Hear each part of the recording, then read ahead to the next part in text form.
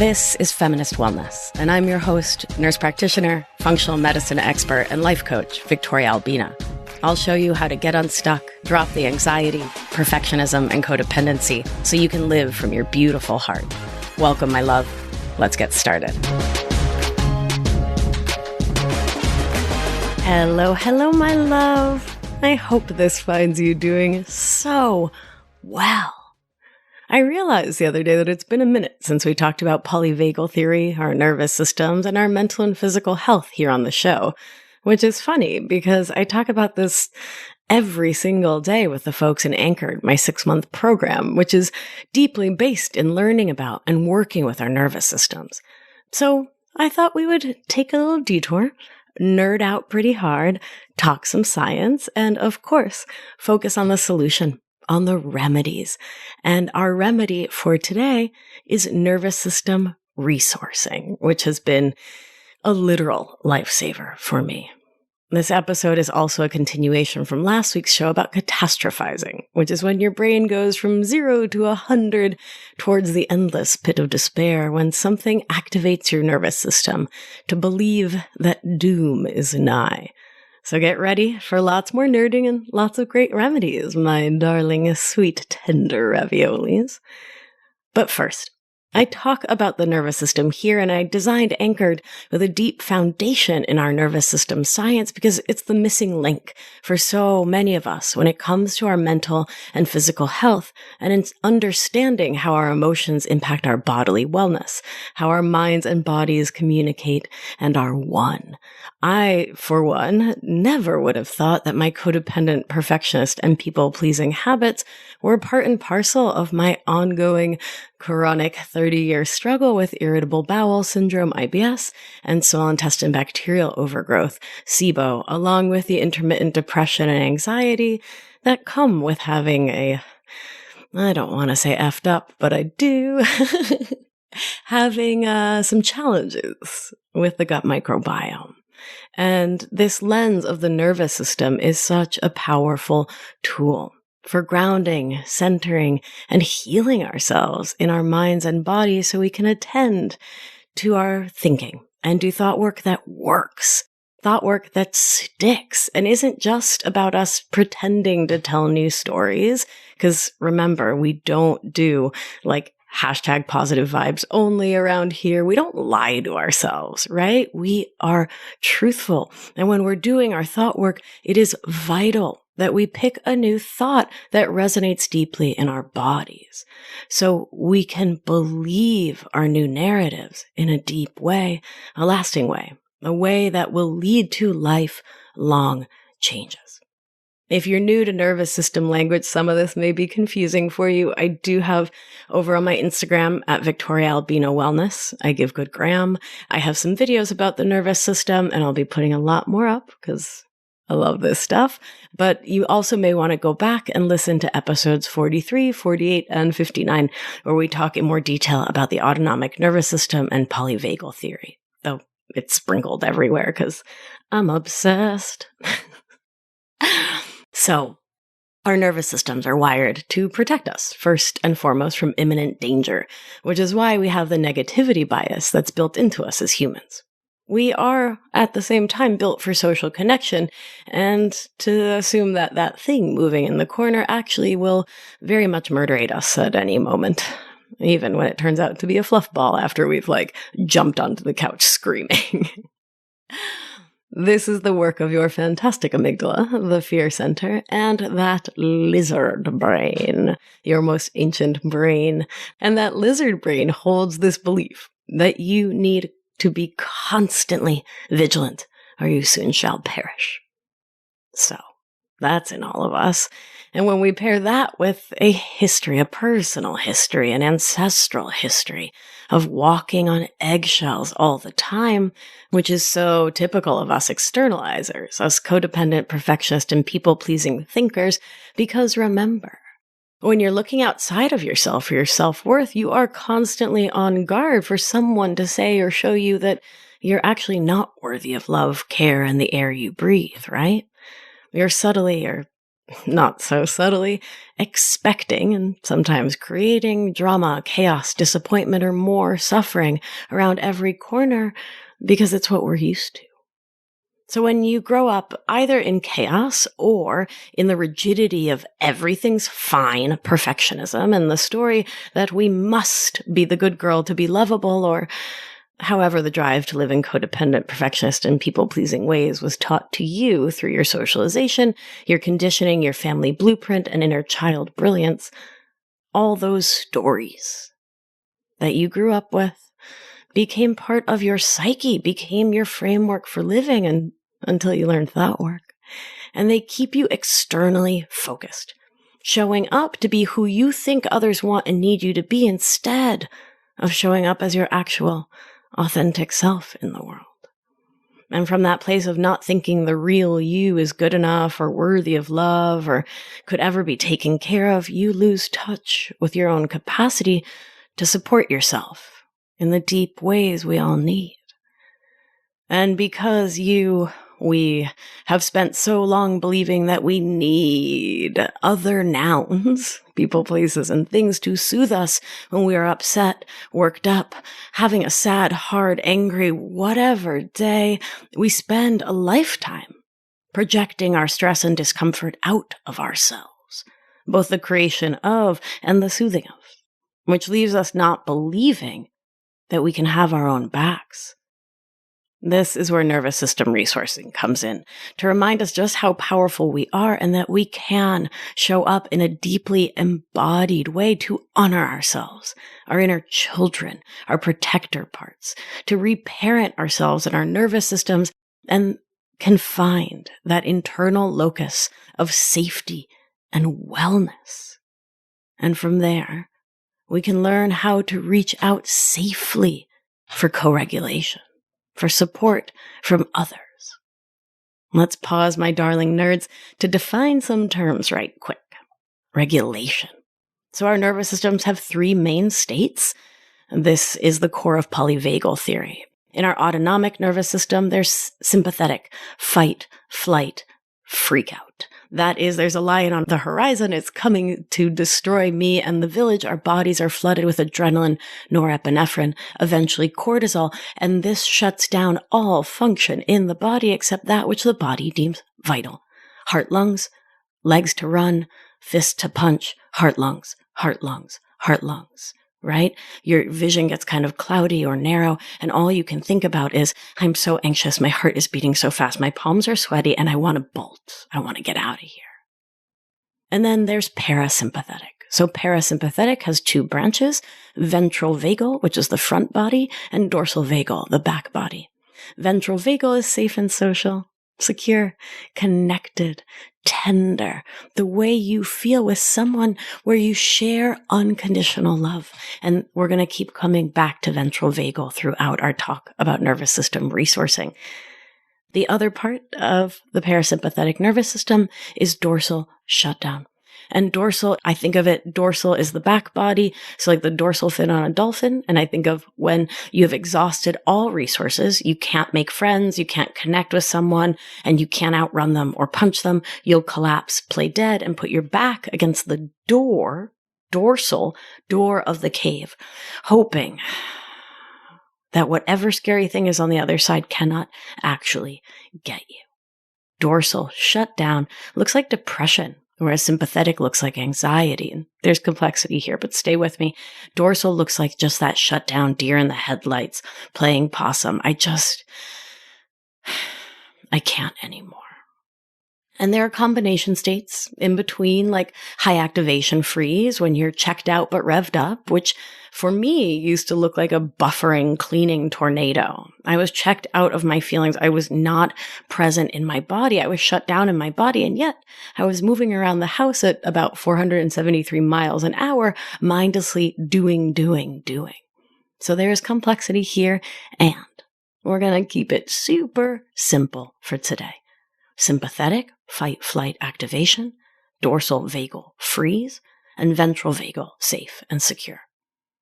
So, Regulation is our capacity to support ourselves to move between these states. It is built into us as humans, and it's also a set of skills that we can learn. So life will shunt us out of ventral vagal for our survival, and that is a good and important thing. And our bodies, our thyroid, digestion, cognition, mood, adrenals, reproductive systems, those things all work best. And we are most able to show up as our most anchored selves when we are in ventral vagal, not in sympathetic, ready to run, and not in dorsal, totally collapsed. So regulation is that skill of bringing ourselves home to ourselves, of calming ourselves back to ventral vagal from sympathetic, bringing in some gentle activation energy to shift out of numbness towards ventral vagal. This is regulating, like you do every time you're driving with the gas and the brakes on your car. More brake, less gas for sympathetic, more gas, less brake for dorsal. Co-regulation is when we regulate our nervous system with another person, place, or thing, which has a calming effect on everyone involved, a ventral vagalizing effect, which, please note, that's not like a real word in the literature. I literally just made ventral vagalizing up. It's a great term. It's official now. And this effect of ventral vagalizing is a glorious, perfect segue to this topic of nervous system resourcing, because it's our goal when we're resourcing ourselves. Given that you're listening to a show about reclaiming your self-worth from externalizing habits like codependency, perfectionism, and people-pleasing, it is vital to recognize that we need to anchor our healing work with resourcing. Because this process is about you learning how to show up for you, to validate and hold you, which most of us outsource to others for so long. And it's vital that we experience ourselves as being able to ground and center us so that we can then learn how to co-regulate with others from the energy of wanting to connect with others versus that old clawing, grasping need for someone to calm us, someone hold me, someone tell me it's okay, someone tell me it'll all work out, because we don't know how to do that for ourselves. Listen, I'm never about an individualistic framework to healing, but rather I see community as everything, as central, as vital. It's from a white settler colonialist framework that we've been taught that healing is an individual siloed experience. How patriarchal is that? And I am all about coming back to the collective, and we need to learn how to come correct. As externalizers, we don't know how to do that yet until we learn how to come back to ourselves. We need to individualize, to get solid in us, because most of us have never really done that. So we start there and then flow outward. Nerd alert, my darlings. Studies show that approximately 80 to 85% of the way our brains detect safety or threat is run entirely by that magnificent vagus nerve. And here, my nerdy nerds, it is using afferent motor neurons. And so those nerves effectively monitor the state of our internal organs and use the vagus to send messages to our brain that then create the downstream experience of fight, flight, freeze, and calm. And remember, tensed up muscles, tensed up organs are not getting the blood flow and lymphatic flow they need. So as you tense up, your vagus nerve is like, okay, I clocked that, and sends that message up to the brain. She's in trouble. So our bodies may then remain in that high alert, amped up state or that collapsed state based on the somatic or bodily tension patterns our bodies have historically known. So if you've always clenched your jaw or held your shoulders up to your ears as a kid when a parent was scolding you or a teacher was mad at you, you likely do that now. When a partner, a boss, a friend says those dreaded words, we need to talk. Your body then reacts like it always has, even though you're an adult and you're likely completely safe in this actual moment. That tense posture in your soma, in your body, maintains the feeling and the story going from your organs, your muscles, right up that vagus nerve into your brain that there is something threatening that you need to be on alert to. Kind of wild, right? All that nerdetry talk is to say that when we have lived with stress, distress, or trauma in our lives, our bodies respond to things in the present moment, the here and now, as though we were still in the past. We anxiously attach or avoidantly don't attach to new dates like they're our dad. We accept crumbs of love and care now in relationship because that's what we grew up used to. Or we get activated in our nervous system or actually triggered by something now that reminds our mind-body of something in the past, and this activation happens at the level of mind and body at the same time. And this will stay the way it's always been until you learn the tools we talk about each week here on Feminist Wellness. Thought work paired with somatics, so you can learn to regulate and resource yourself in the moment you most need you. Resourcing is a gorgeous tool for regulating or bringing yourself back into alignment with your glimmers, which we talked about in episode 62 and are the opposite of triggers. So triggers shunt us from wherever we are right up into sympathetic or dorsal, right? They activate our system. Glimmers are the things that bring us back to ventral vagal. When we connect with our nervous system resources, we are inviting our mind-body to attune to our glimmers, to sensations, however small, of safety, of okayness, of goodness and all rightness and I'll survive thisness. This is the work of showing our nervous systems that we can experience stress and can come back to calm, like the ebb and flow of the ocean tides. Stress, resource, anchor in self. Stress, resource, anchor in self. Effectively, you're doing the work of showing yourself that you can actually have your own back in real time. And it's so powerful. It shows us, mind and body, that we don't actually stay stuck in the extremes of experience and emotion, which I know is something I deeply feared during my deep, dark depressions. My brain would worry that if I let myself truly cry it out, I would get stuck in the pit of despair, would die cold and alone on the mountaintop, that all would, in fact, and it felt like a fact, all would be lost. And resourcing helps us to see that we really are the ones we've been waiting for when it comes to regulating our nervous system. We really can bring ourselves right on home, which then helps us to start living in our whole bodies and not just from the neck up. And that shows us thereby that it's safe to feel all of our feelings because we know we have the tools to ground ourselves, to come to believe that we do actually have a resilient nervous system and can move back and forth between action and calm, alertness, and rest. A process that us nervous system nerds called pendulation, moving between emotions, sensations, feeling and experiencing the edges, the extremes, and bringing ourselves on home.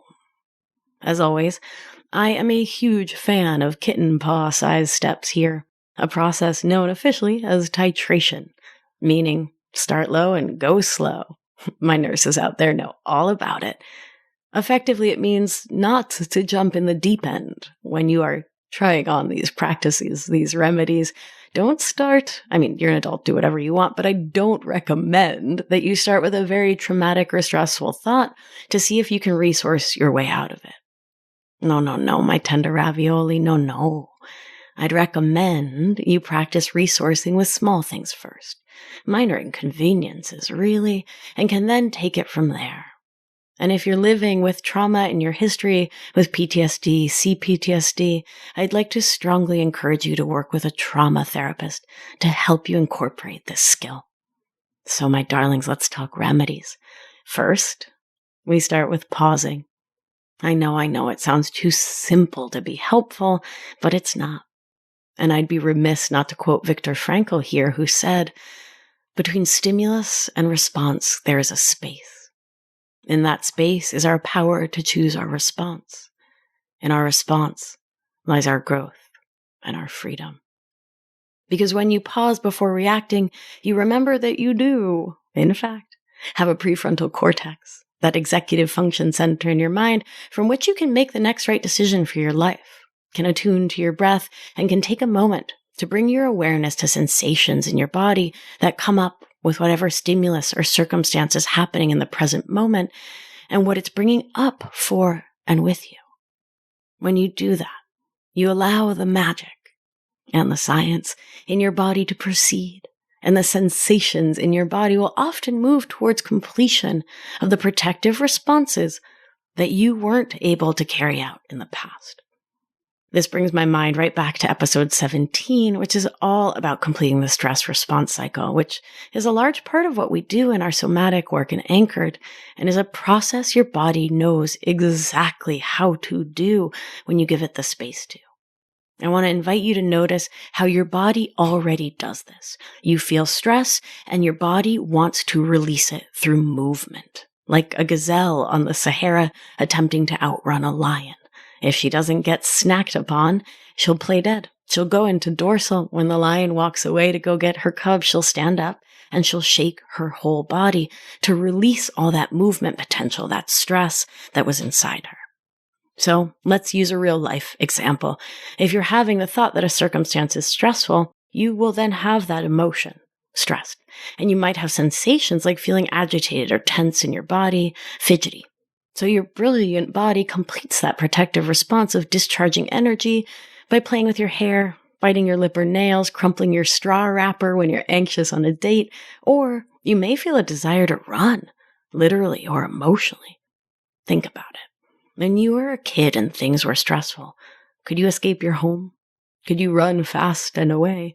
Could you hit or scream or criticize back? Mostly, that's a no, because we were small. So all that energy stayed inside us, and when it gets activated again in your adult life, of course it wants to come out. Your body wants to release tension, because tension keeps you out of ventral vagal, and tension keeps your organs, your body really, and your mind from working optimally. So we notice, bring in awareness, pause, attune to your breath. If you can move and want to, let yourself. Take a moment to go to the loo and shake your hands and your arms and your legs and let that energy out before resuming your conversation. Remember that you, my love, are a mammal, and let yourself be one. And that brings us to my favorite resource, which is to get support within ourselves from outside of ourselves. Stay with me.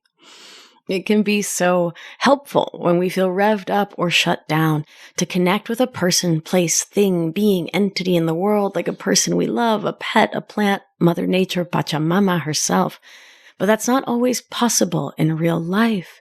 And the skill here, well, there's two, is to be able to recognize that you don't always need someone outside of you to be able to regulate. And so that brings us to the next skill, which is to learn how to connect energetically in your mind and your body with that someone, someplace, something that calms, grounds, and centers you on your own. Not because it's bad to rely on other people, but because other people are other people. They have their own lives to live, and sometimes we can't get the support we want and need from others the millisecond we need it.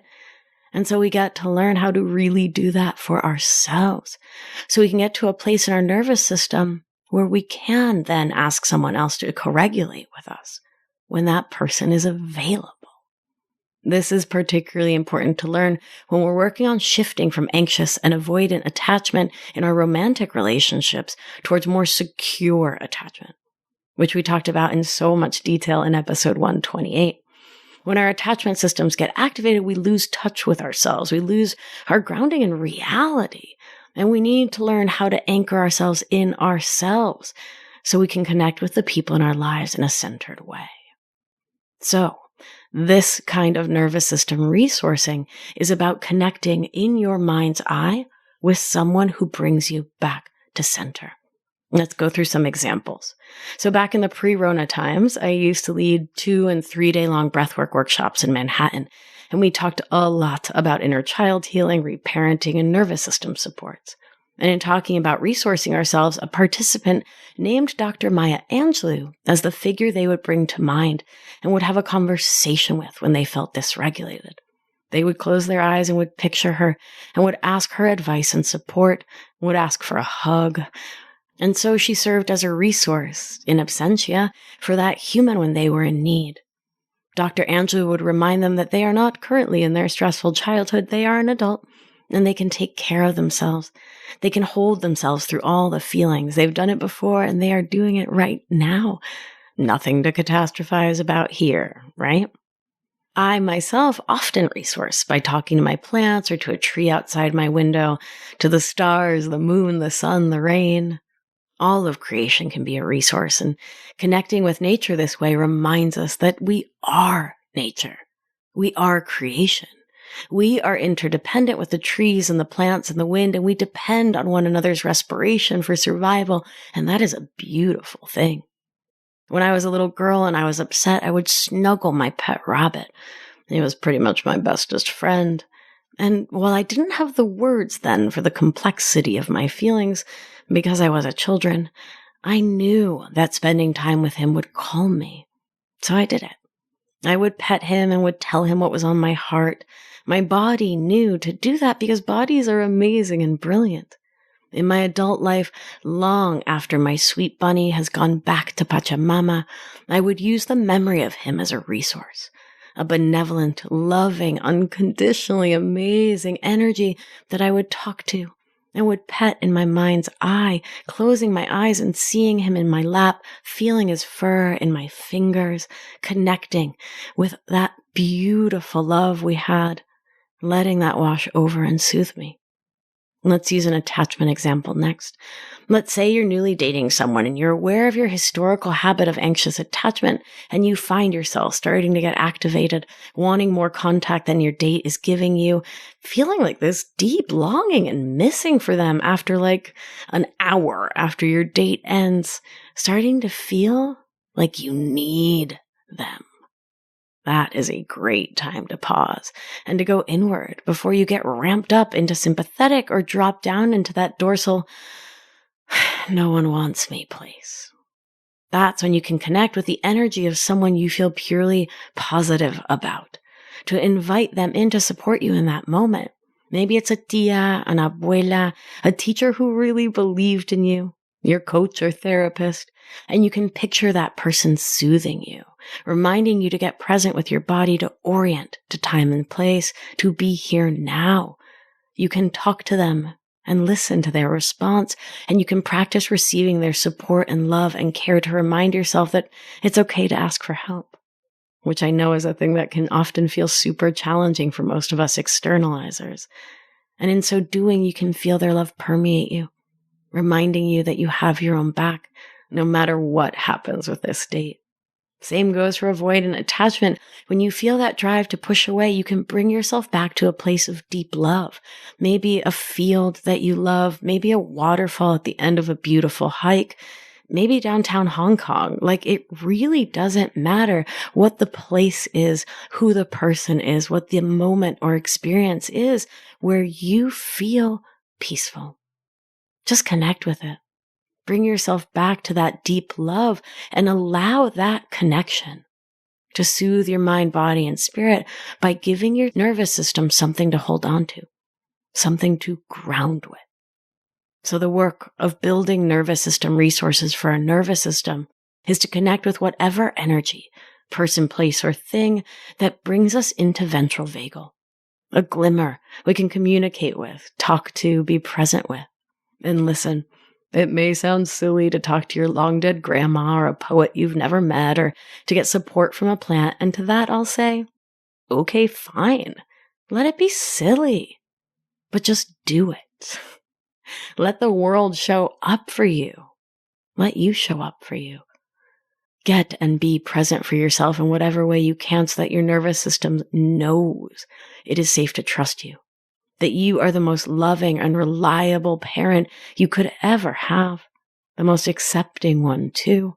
And from there, you can start to widen your idea of what you can handle in your nervous system.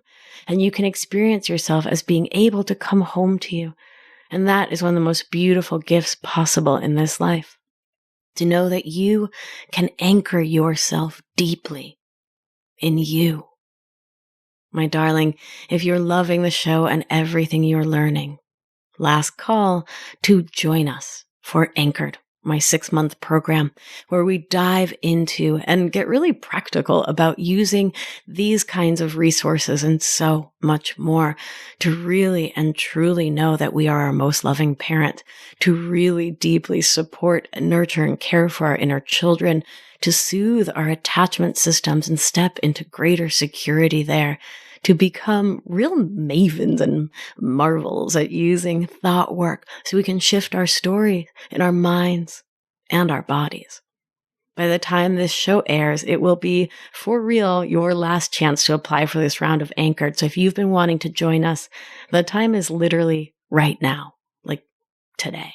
Like, don't delay. Head on over to victoriaalbina.com/anchored to learn more and to join us now.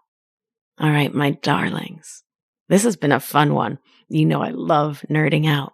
Let's do what we do.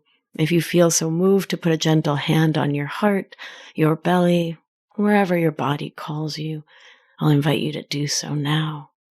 Attune to your beautiful breath. Remember, that too is a resource. Our breath is a beautiful resource. And remember, you are safe. You are held. You are loved. And when one of us heals, we help heal the world.